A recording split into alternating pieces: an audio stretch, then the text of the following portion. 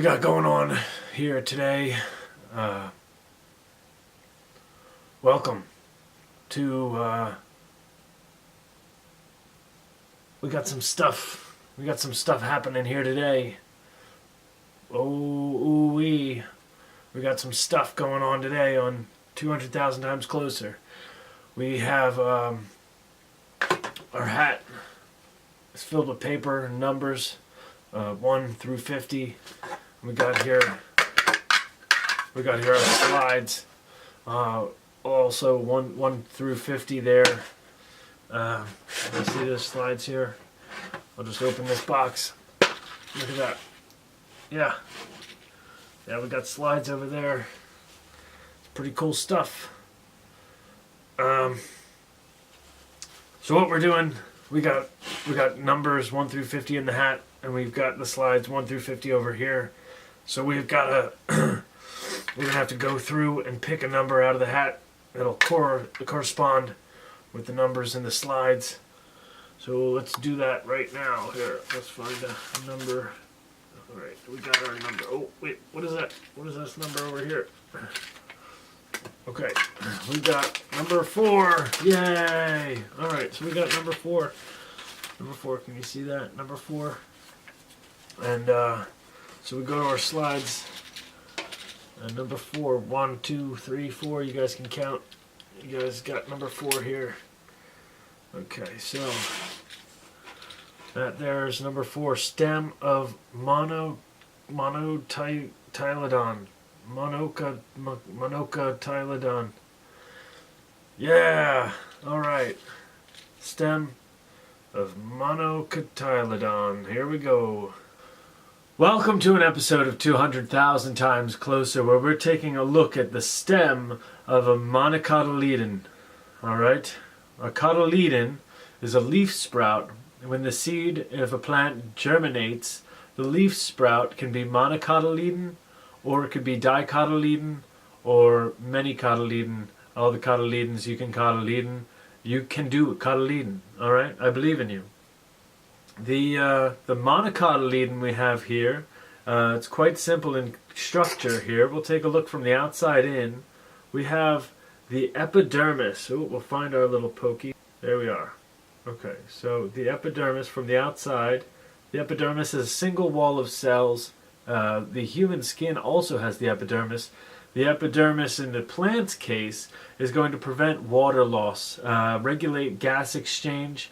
The plant needs carbon dioxide and releases oxygen, which is part of photosynthesis. And also it secretes a metabolic compound. So that, like urea in the human sweat, is going to retexture the surface as well. Alright, so moving in then from the outside, we have what is known as parenchyma.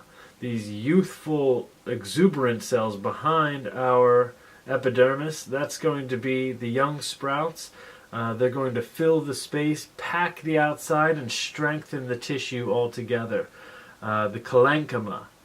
Now, the rest of the tissue there, parenchyma.